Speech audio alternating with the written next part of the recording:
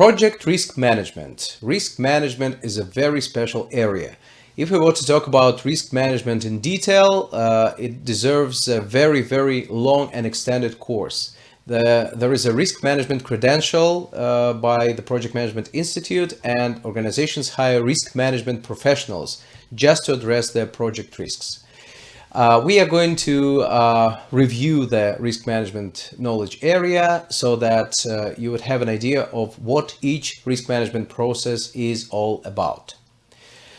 What is project risk management? Risk management deals with uncertainties, and uncertainty is a lack of knowledge about future events that reduces confidence in decision making. Typically, when we hear word risk, we think of something negative. However, there are also positive uncertainties. We call them opportunities. Risks and opportunities in risk management, typically they have the following characteristics: probability, impact, expected timing when certain events can occur, and sometimes anticipated frequency of event occurrence, because some events can occur more than once. The purpose of risk management is to decrease the probability and the impact of negative events and to increase the probability and the impact of positive events. Risk management processes. There are 7 risk management processes. Plan risk management, identify risks, perform qualitative risk analysis, perform quantitative risk analysis, plan risk responses, implement risk responses, and monitor risks. As always, let's look at those processes one by one. Plan risk management. This process involves the creation of the risk management plan. The risk management plan is one of the key components of the overall project management plan. The risk management plan typically includes the following topics: roles and responsibilities, who is doing what when it comes to risk management, methodology used for the project, how we are going to manage our risks on the project, cost and schedule considerations, typically how much money we have for risk management, when in terms of timing we are going to address certain risks, probability and impacts definition, how we rank our probabilities and our impacts. Is it going to be high, medium, low? Is it going to be some other rating? Tracking and reporting formats, how we are going to track the risks, how we're going to report on the progress with resolving risks. Stakeholder risk tolerances, how tolerant stakeholders are to risk impacts. Like, for example, are they tolerant to cost overruns, or are they tolerant to schedule delays? These type of things. Identify risks. That is a process when we create the list of our risks and we put them in a document called Risk Register. That document is being updated throughout the project lifecycle because we always identify new risks, we close the existing risks, and as we go through other project risk management processes, we work with the Risk Register.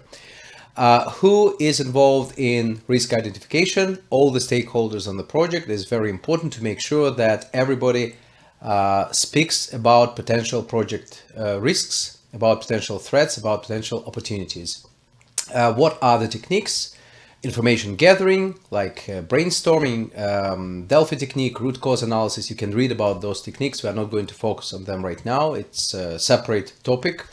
Documentation review. We review documents like project scope statement. We review lessons learned from the previous projects to see if there are any similarities, if any issues emerged from similar activities on previous projects. Assumptions analysis. We analyze our assumptions, see if all the assumptions are correct, if any of them can lead to any threats or opportunities. Checklist analysis. We review the risk management plan to see if we are doing everything as we planned. Cause and effect diagram, the diagram that presents the outcomes of potential scenarios, which cause may result in potential risk or opportunity. Qualitative risk analysis. So once we have the list of our risks, we analyze those risks. Qualitative risk analysis is a subjective analysis when we qualify the risks by assigning them a probability and an impact score. How do we assign score? We can do whatever we decided in our risk management plan. We can assign low, medium, high score, or we can rank them from 1 to 10, or we can come up with any similar model for ranking the risks, as long as we can differentiate between risks with low probability and high probability, or risks with low impact and high impact. For some risks, qualitative risk analysis may require further investigation before we can rank them, and that's also part of our qualitative risk analysis. In addition, during qualitative risk analysis, risks can be categorized, for example, by work breakdown structure elements or by level of urgency. Level of urgency may be indicated by the possible time of occurrence. If you know that something is less severe but it happens next week, this risk may be more urgent than a more severe risk that will happen 1 year down the road. So that's the qualitative risk analysis. Quantitative risk analysis is the process when we apply numerical analysis of probability and impact, and we typically perform it not for all the risks, but only for the highest project risks. So during the qualitative risk analysis, we pre-select some risks, and for those risks, we perform quantitative risk analysis. On some projects, that type of analysis never gets performed, but we need to know that it exists, that opportunity exists. The techniques used to perform this analysis are expected monetary value analysis, which is, we're going to review it on the next slide, which is when we find out how much money we need to allocate to address certain risk and to plan our contingency. Monte Carlo analysis, that's simulation of different project scenarios.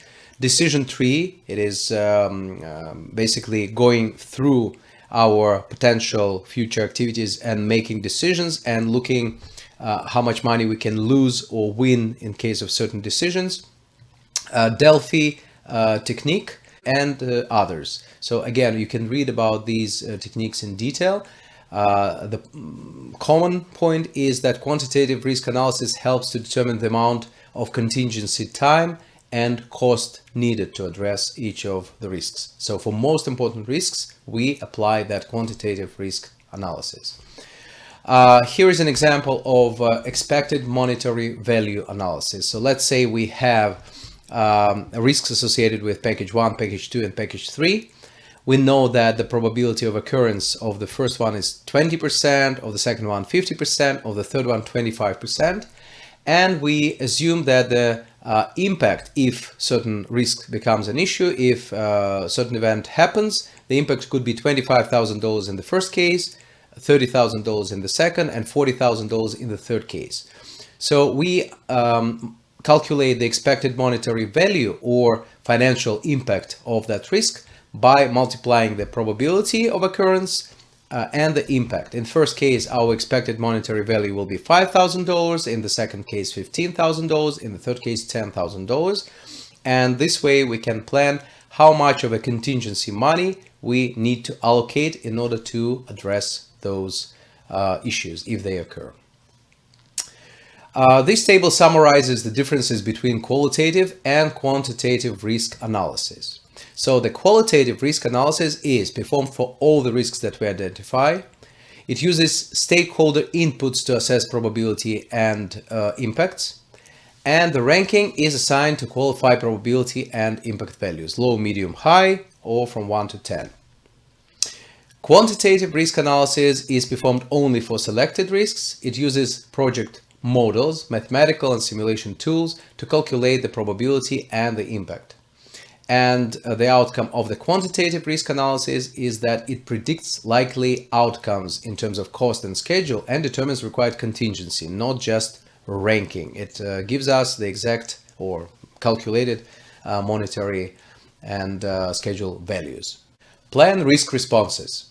So once we have all our risks identified, qualified, and quantified, we plan our responses. We plan the actions, what needs to be done to address each risk.